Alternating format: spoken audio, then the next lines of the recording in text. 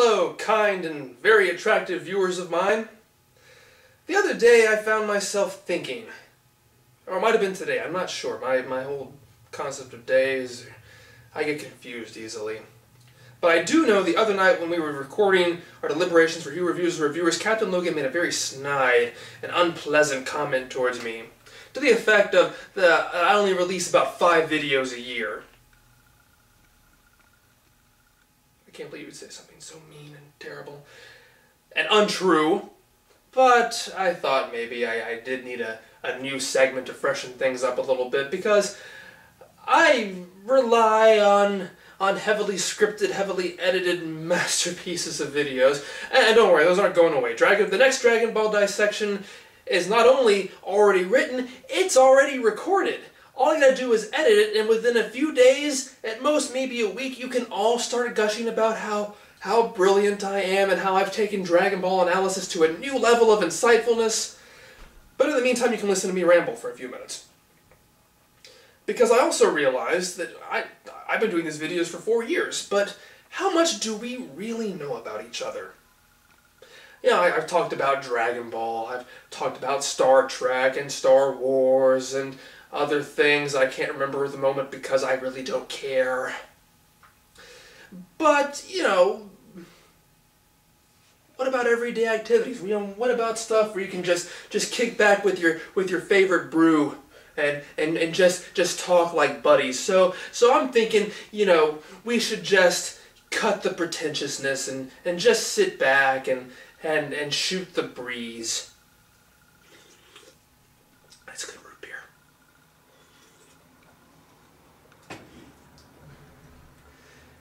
And so I was thinking that if this caught on to any kind of degree, if you guys like this, please let me know. Then I can start doing this as a regular or semi-regular feature, and you guys could send in feedback, questions you might want me to answer, or topics you might want me to discuss. It might be nerdy, it might be non-nerdy, whatever. You know, just things to talk about. So because I'm terribly narcissistic, why not start out by talking about something about me, something that most of you, I'm sure, don't even know. I work in women's lingerie. There, I said it. I said it. I do work part-time at a women's lingerie store. The name is not important because I'm not talking about the company, which is a very wonderful company, by the way. I really don't want them to fire me. And it's not really about the company, just the fact that I'm a man and I work there. And I find that terribly fascinating, because I find me terribly fascinating. But it's not a job I work at very frequently anymore, because I've moved on to higher paying jobs that are more in my chosen, more closely aligned to my chosen field. But I just can't let this job go, partly because my contract ends in a month and I have to go back there more regularly for the summer, but also, I mean, who can say no to that wonderful discount also? But perhaps most interestingly of all is that no matter who I meet, who I talk to, it never fails to be a wonderful conversation starter. It doesn't matter if you're male, female, black, white, young, old. It never fails to get a response. And I don't know how many jobs there are. There's some. But it's not like you can go and say, hey, I'm an accountant.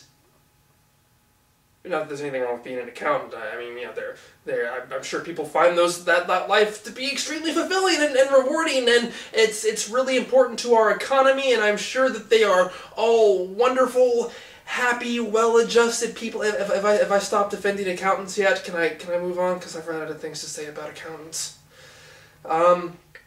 But yes, I've worked at this particular store for about 2 years now, and it really was a godsend, because at the time I'd gone through some financial difficulties and had to move back in with my mother for several months, and thankfully I had the Who Reviews the Reviewers contest to compete in, to sort of give me something to keep me from going completely crazy. And so when I got that job, I was finally able to restore some financial freedom and have quite a bit of fun too.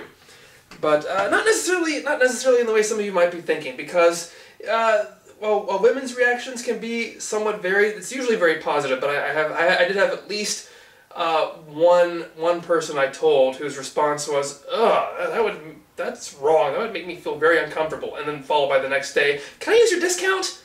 No, you can't. No, not you. But with men, and this is just, it could be just, guys I talk to, friends of mine, coworkers, whatever, usually customers as well, it's almost always the same reaction. It's just, man, I wish I had your job, wink, wink, nudge, nudge, yeah, people, they always make that joke that it's a very, very lascivious, very, very sexually rewarding job. And while I find comments like that rather humorous, I also don't try not to encourage them, because that's the number one hard thing about. That's the number one difficult thing about being a man who works in the lingerie field, is that it's hard enough to earn your customers' trust without them thinking you're some kind of creepy pervert, without all the other men coming up and going, whoa, and making them think that's really the case. That's not the reason I work there. It's really not. And I have had more than one really unpleasant story. I actually had an older lady come to my register once and tell me straight to my face that that me working here made her not want to shop there anymore. And yeah, all I could say was, I'm sorry you feel that way, and professionally finish ringing her up. And then once she was gone, I went to the back room and was angry for several minutes, and I was able to calm down. I had another customer tell me to my face that women were better at this job than men are, and that's just not. I want to prove that's not necessarily true, because I feel for centuries women have had to prove that they can do a quote unquote man's job just as well as any man can, and I want to. I want it to be known that a man, if given the chance, can do a quote-unquote woman's job, with the same kind of quality, and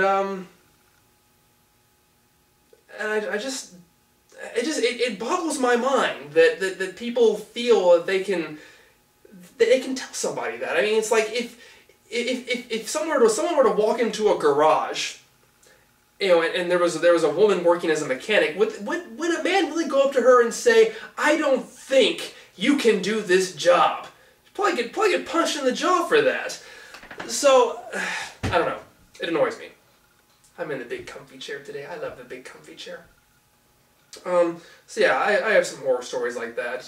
And so on the occasion where I actually do get to really get to know a customer and help her out and pick out just the right perfect thing for her, and I can tell that she's not put off by the fact that I'm a guy, that I don't make her feel uncomfortable, that she really feels like she can trust me.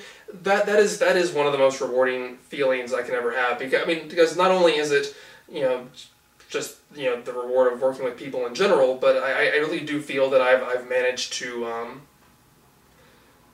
get across that message that doesn't matter if you're a dude or a dudette or whatever, that we can all get along and sing Kumbaya and all that other hippie crap that I like to espouse. So that's part of the reason why I just can't get rid of that. I can't get rid of this job, because